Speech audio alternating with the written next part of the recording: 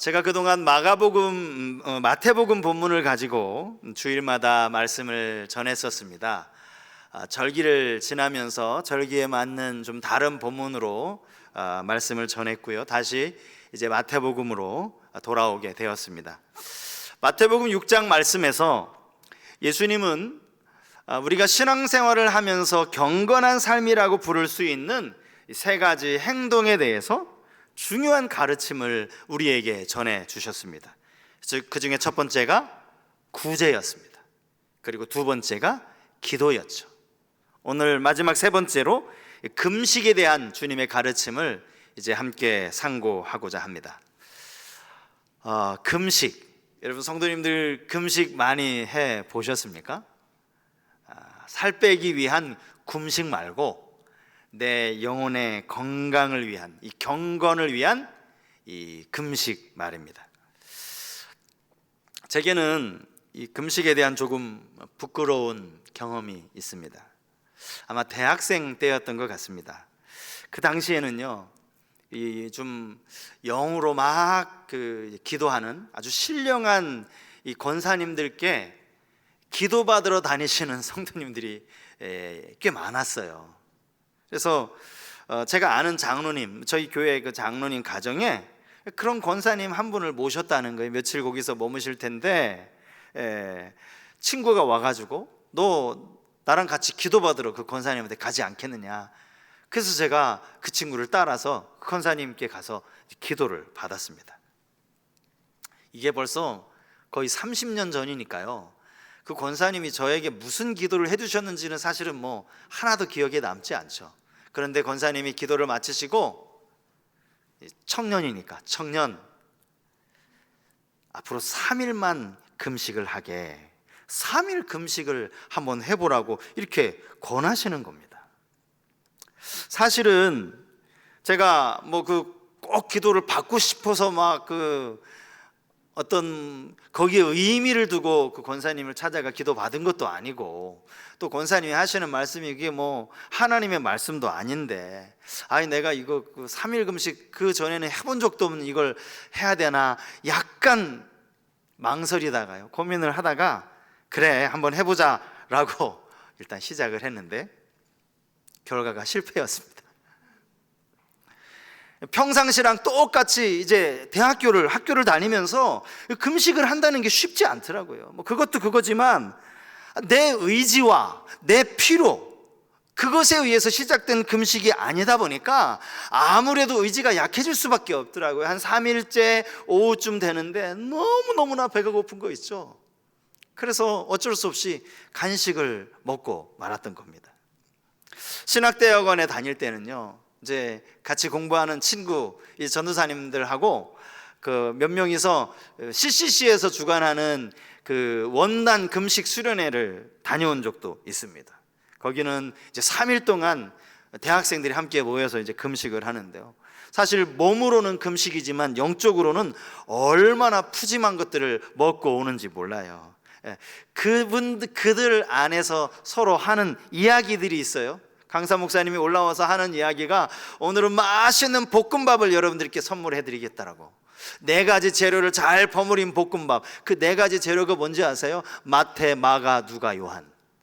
이걸 잘 버무린 볶음밥으로 여러분들에게 식사를 대접하겠다고. 여러분들을 위한 맛있는 국도 준비가 되어 있다고. 하박국. 그래서 복음서를 볶아가지고 볶음밥에 먹으면서 거기에 하박국에 밥 말아가지고 그렇게 3일 동안을 금식을 한 겁니다. 또 한 번은 제가 신학대학원을 졸업하고 강도사 인허를 받을 때였습니다.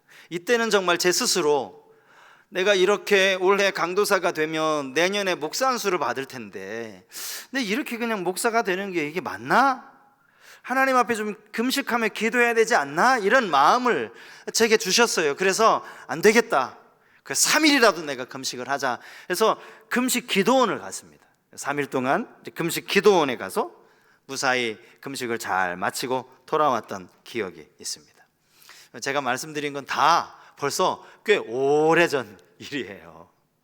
그 이후로 제가 뭐 고난 주간에 하루에 한 끼 내지 두 끼 금식한 것 말고는 뭐 이틀 3일 사실 금식을 했던 기억이 별로 없습니다. 갈수록 금식이 참 힘들어진다라는 것을 느낍니다. 성도님들은 어떠신지 모르겠어요. 성경에도 금식에 대한 이야기가 나옵니다. 구약 성경을 보면 하나님께서 이스라엘 백성들에게 금식을 명하시는 때가 있었어요. 그때가 언제인지 아십니까? 1년에 딱 한 번, 모든 이스라엘 백성들이 다 함께 그들의 죄를 대속하기 위해서 대제사장은 그날 지성소에 들어가고 모든 이스라엘 백성들은 금식하는 대속죄일이었습니다. 레위기 16장 29절과 30절 말씀을 제가 읽어드리겠습니다. 너희는 영원히 이 규례를 지킬지니라. 일곱째 달 곧 그 달 10일에 너희는 스스로 괴롭게 하고 아무 일도 하지 말되 본토인이든지 너희 중에 거류하는 거류민이든지 그리하라. 이날에 너희를 위하여 속죄하여 너희를 정결하게 하리니 너희의 모든 죄에서 너희가 여호와 앞에 정결하리라. 대속죄일. 여기 스스로 괴롭게 하라. 이 스스로 괴롭게 하는 것이 그날 하루를 온전히 금식하는 것을 의미하는 말입니다. 우리는 여기에서 하나님께서 처음으로 이스라엘 백성들에게 금식을 명하셨을 그때가 그들의 죄를 회개하는 의미로서의 금식이었다는 사실을 알 수 있습니다. 그런가 하면 유다 민족이 그야말로 절체절명의 아주 진멸될 위기에 처했을 때 모든 이스라엘 백성들과 함께 같이 금식하며 기도할 것을 제안한 사람이 에스더 아닙니까? 에스더의 기도가 있습니다. 에스더 4장 15절과 16절 말씀이요. 에스더가 모르드게에게 회답하여 이르되 당신은 가서 수산에 있는 유다인을 다 모으고 나를 위하여 금식하되 밤낮 3일을 먹지도 말고 마시지도 마소서. 나도 나의 시녀와 더불어 이렇게 금식한 후에 규례를 어기고 왕에게 나아가리니 죽으면 죽으리이다 하니라. 민족의 위기 앞에 함께 금식을 한 거죠. 사실 이것 말고도 개인적인 슬픔 때문에 아파하며 금식했다라는 성경 구절들을 얼마든지 찾아볼 수 있습니다. 그런데 여러분, 이렇게 본다면 사실 우리가 금식하는 것은 사람에게 보이려고 할 필요가 하나도 없는 것들이에요. 아니, 지금 자신의 죄를 마음속 깊이 회개하고 지난 1년 동안 지은 죄를 대속죄일에 제사장이 제사를 드리는 동안 금식하며 회개하는 것, 여러분, 이게 뭐 자랑거리가 됩니까? 이게 무슨 자랑거리예요? 부끄러운 일이죠. 민족이 풍전등화와 같은 위기에 놓였을 때 그래서 3일 동안 금식한 것, 이게 여러분 사람에게 그게 무슨 자랑거리가 되겠느냐고요. 자랑하고는 아무런 상관이 없는 것입니다.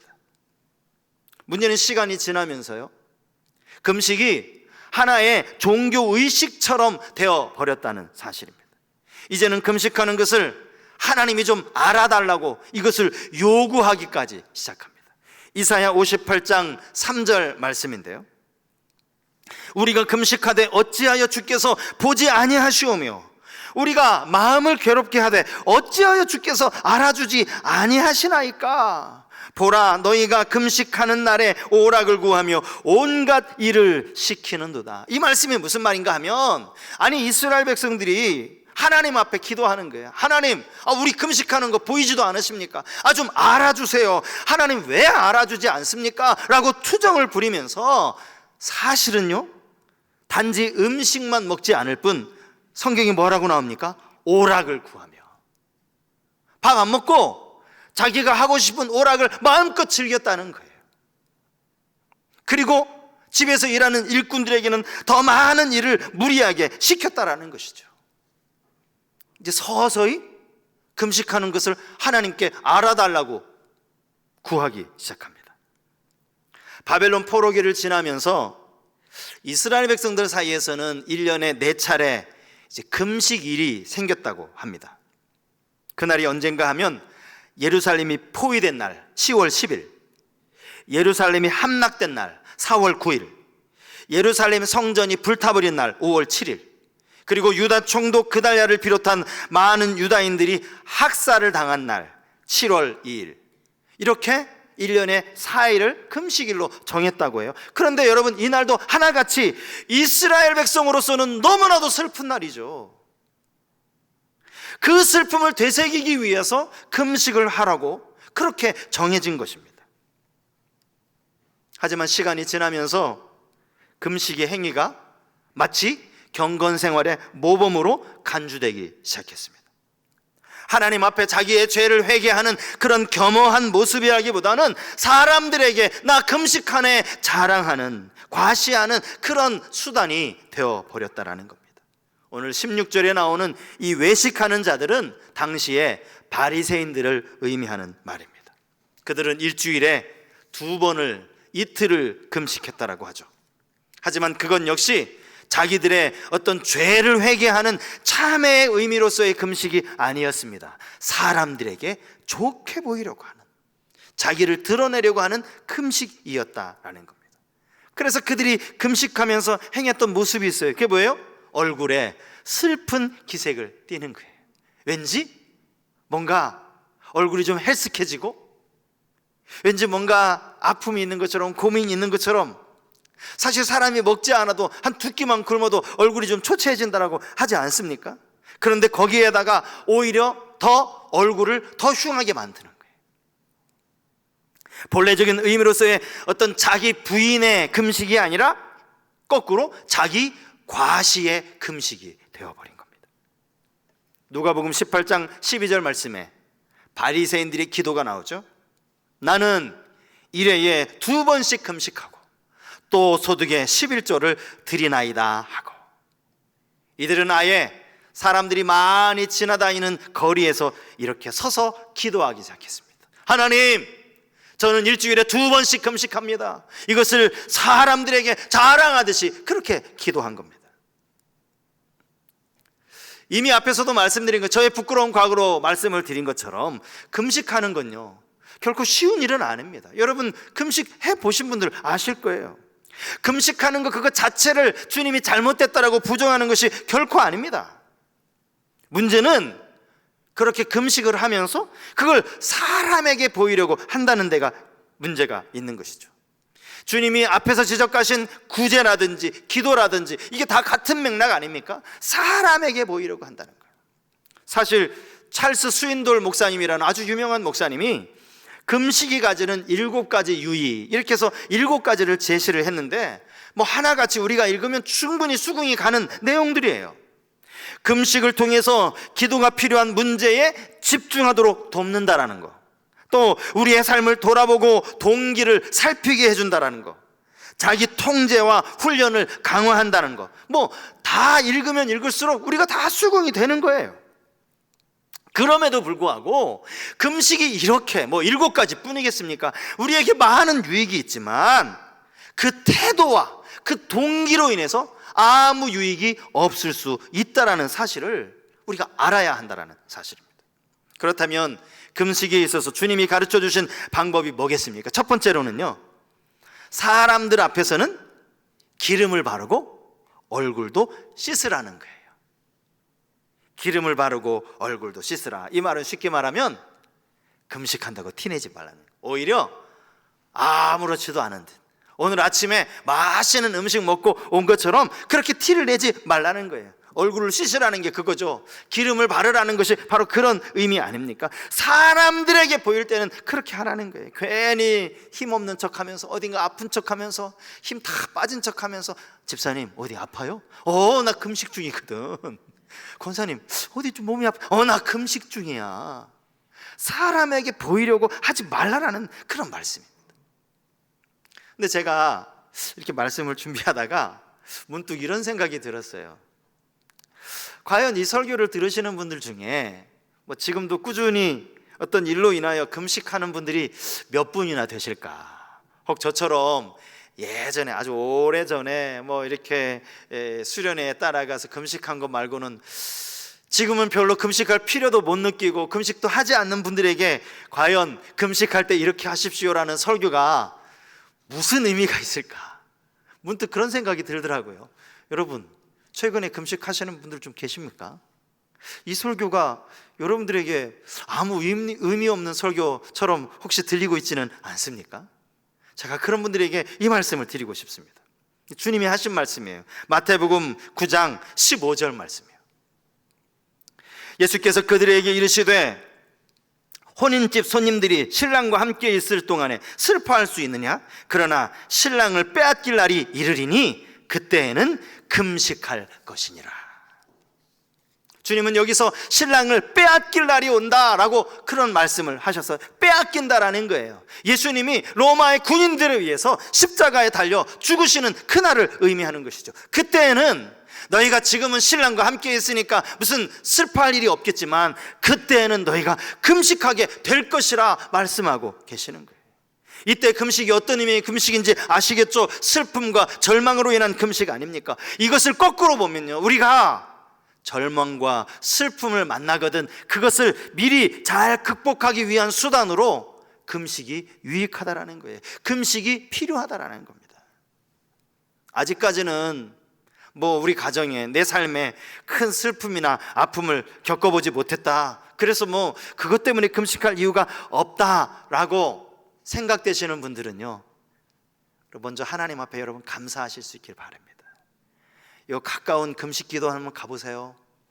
지금도 금식하면서 통곡하며 울며 기도하는 분들이 얼마나 많은지 아십니까? 나는 저렇게 저 사람처럼 금식하며 울며 기도할 일이 없다는 사실에 대해서 먼저는 여러분 감사하셔야 돼요.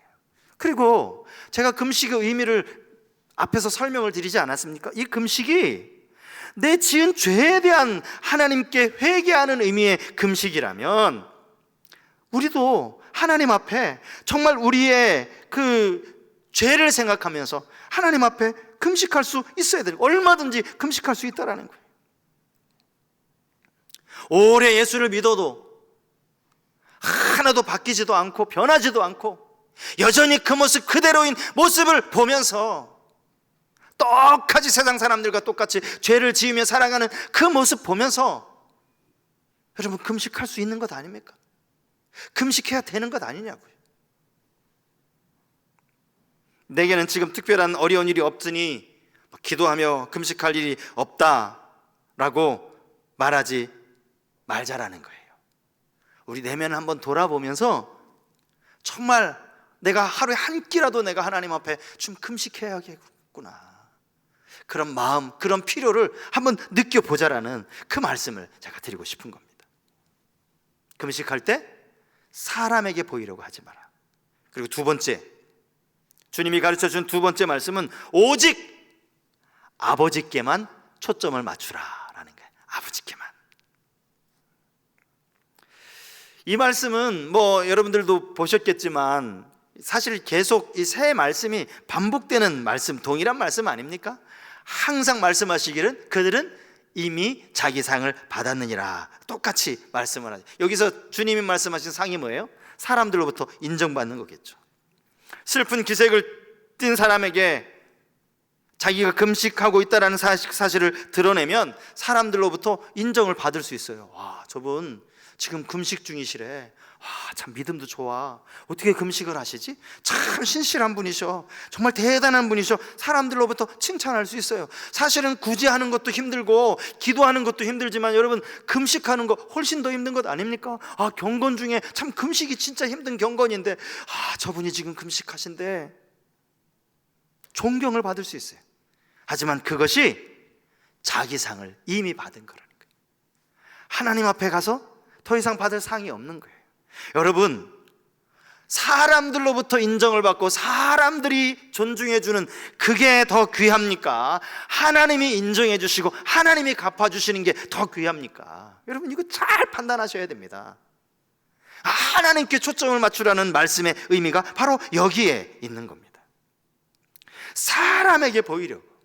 주님이 안타까움에 계속 반복해서 하시는 말씀이 이거 아니에요? 사람에게 보이려고. 많은 사람들이 사람에게 보이려고 구제하더라. 많은 사람이 사람들에게 보이려고 기도한다. 많은 이들이 사람에게 보이려고 금식하는데 너희는 그렇게 하지 말라. 사실 그럼에도 불구하고요, 신앙생활 하는 저도 포함해서요, 우리는 자꾸 사람을 어쩔 수 없이 의식하게 되는 것 같습니다. 어떻게 사람을 의식하지 않아요? 남들에게 좀 칭찬 듣고 싶고 잘한다는 소리 듣고 싶고. 근데 이 원인이 사람들에게 물론 칭찬 들을 수 있지만 여기에 자꾸 치중하는 그 원인이 뭘까라는 걸 생각을 해보니까 이게요, 우리의 신앙이 하나님께 온전히 초점이 맞추어지지 않기 때문이더라는 거예요. 온전히 하나님께만 초점을 맞추면 사람이 알아주든 몰라주든 상관하지 않을 텐데 우리의 신앙 초점이 하나님께 온전히 맞춰지지 못한 거예요. 여러분, 신앙이라는 단어, 이게요, 하나님과 우리 사이에, 인간 사이에만 쓸 수 있는 단어라는 거 여러분 아십니까? 신앙. 성도님들 가운데 아주 성격 좋은 분들이 있죠. 그래서 교회 오면 막 이 사람하고도 인사하고 저분하고도 인사하고 관계가 좋은 분이 있어요. 근데 그분을 가리켜서 우리가 저분 참 신앙 좋아 라고 말하지 않아요. 사람과 관계 좋은 것과 신앙 좋은 것은 별개이기 때문입니다. 신앙은 하나님을 잘 섬기는 거예요. 신앙이 좋다라고 말하는 것은요, 최선을 다해서 하나님을 온전히 예배하는 것이고요, 또 맡겨주신 사명을 최선을 다해 열심히 감당할 때 그게 바로 신앙이 좋다라고 말하는 거예요. 그걸 가장 잘 아시는 분이 우리 하나님 아니십니까? 하나님께 봉사하는 거니까, 하나님 앞에 예배하는 거니까. 그런데도 우리는 여전히 자꾸 초점이 사람에게 가 있다라는 거예요. 여러분, 바울이 갈라디아서 1장 20절에서 이렇게 이야기했습니다.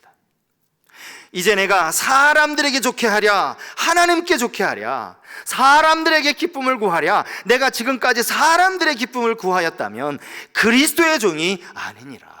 바울이 사도로서 자신의 초점을 아주 분명하게 하겠다는 그러한 각오를 이야기하는 것 아닙니까? 내가 사람들에게 칭찬 들으려고 내가 사도가 된 줄 아느냐?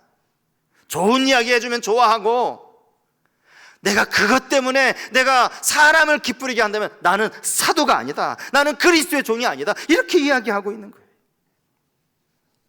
제가 앞에서 사역했던 분다구리 교회 담임 목사님 가끔 설교 중에 이런 말씀을 하셨어요. 주위 사람들이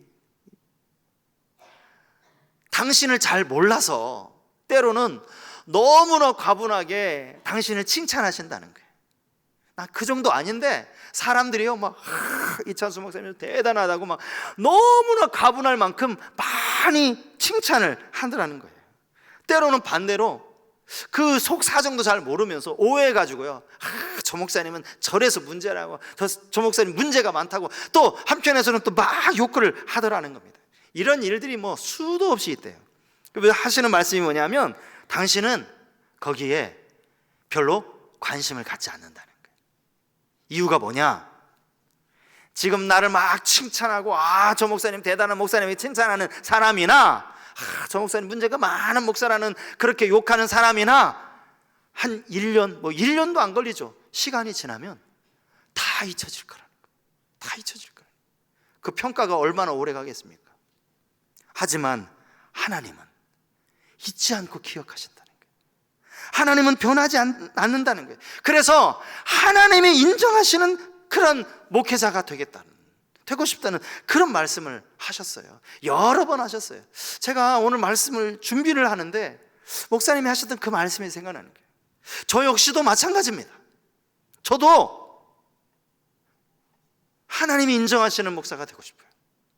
큰 교회건 작은 교회건 목회를 하다 보면 사실은 정말 지나친 사람들로부터 칭찬을 듣기도 해요. 또 반대로 조금 황당하다 싶은 욕을 들어먹기도 합니다. 그런데 이게 다 사람이 하는 이야기라는 거예요. 얼마 지나면 다 잊혀진다라는 거예요. 여러분, 목사만 욕 먹습니까? 그렇지도 않아요. 여기 젊어서 열심히 교회 봉사하면서 아마 욕 많이 들어보신 분들 많으실 거예요. 앞에서 봉사하다 보면 어쩔 수 없이 욕을 먹게 되거든요. 거기에 어차피 사람이 칭찬을 하던 사람이 욕하던 내 초점은 사람에게 있지 않으니까, 나는 하나님께 초점을 맞췄으니까 거기에 연연하지 마시라는 거예요. 때로 억울하게 욕을 먹을 수 있어요. 진짜 억울하죠. 나에 대해서 뭘 안다고 이렇게 이야기를 하느냐고 억울할 수 있습니다. 그렇더라도 사람이잖아요. 흘려보내자고요. 그분이 나를 잘 몰라서 그런 말씀 하실 수 있으니까 말이죠. 이게 하나님만 바라보면서 끝까지 오직 하나님만 바라보는 그 삶의 모습이라는 거예요. 오페라의 거인이라고 알려져 있는 여러분 베르디 아시죠? 이탈리아의 아주 위대한 작곡가 베르디 아닙니까? 그에 대한 아주 짧은 일화가 있어요. 그가 이제 처음으로 오페라 공연을 하게 되었는데요, 이미 아마 이 베르디의 이름이 사람들에게 알려졌는지 수많은 청중들이 그 대극장에 가득하게 모였습니다. 그리고 그 베르디의 초연 오페라가 그야말로 성공적으로 마쳐졌는지 거기에 모여있는 청중들이 다 일어나서 기립박수를 치면서 그 대극장 그 지붕이 들썩일 만큼 우레와 같은 환호성을 보냈다라는 거예요. 여러분, 베르디로서는 이게 얼마나 기쁜 일이에요. 얼마나 감사한 일이에요. 그런데 베르디의 표정이 하나도 기뻐하지 않더라는 거예요. 그의 표정이 가만히 보니까 너무나 초조한 듯이 어느 한 곳을 뚫어지게 응시하고 있더라는 거예요. 베르디의 시선을 잠시 따라가 보니까 그가 응시하고 있는 것은 대극장 맨 뒷좌석에 앉아있는 그의 스승 로시니였다는 거예요.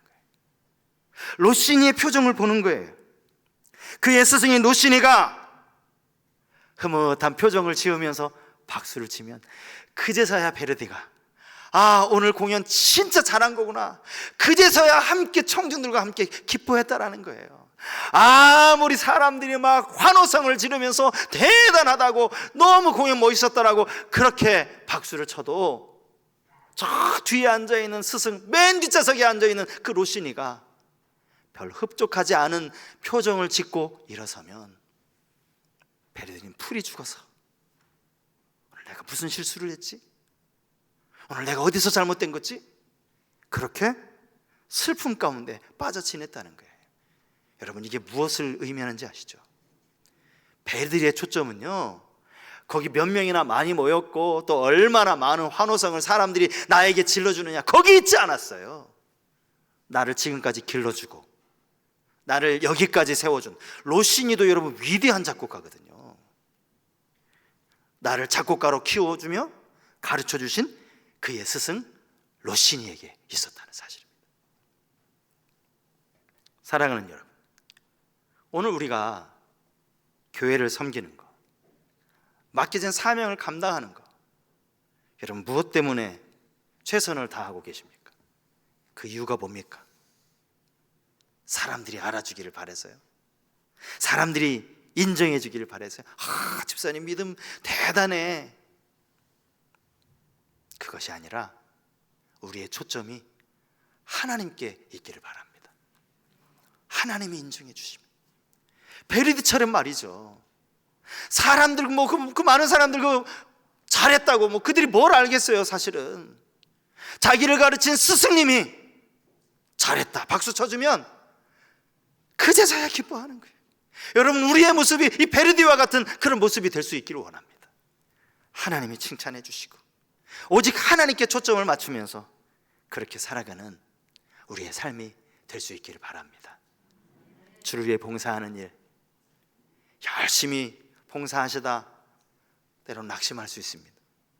낙심의 원인이 무엇인지 한번 잘 돌이켜보시고 오늘 금식을 통하여 주님이 가르쳐 주신 이 교훈의 말씀을 마음에 새겨서 오늘도 오직 하나님께만 초점을 두고 신앙생활하는 우리 모든 성도님 되실 수 있기를 주님 이름으로 축복합니다.